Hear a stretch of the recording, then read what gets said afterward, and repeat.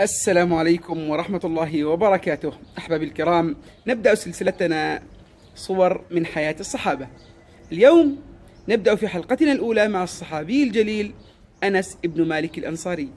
أنس بن مالك الأنصاري كان طفلا صغيرا عندما لقنته أمه الغميضاء الشهادتين، فآمن قبل أن يلقى رسول الله صلى الله عليه وسلم، وذلك قبل الهجرة بوقت يسير.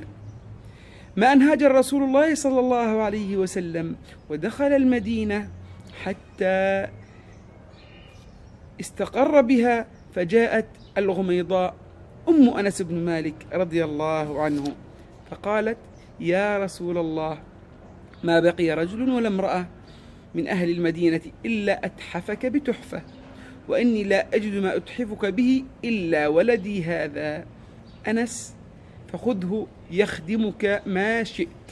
فهش رسول الله صلى الله عليه وسلم وبش الغلام ومسح على رأسه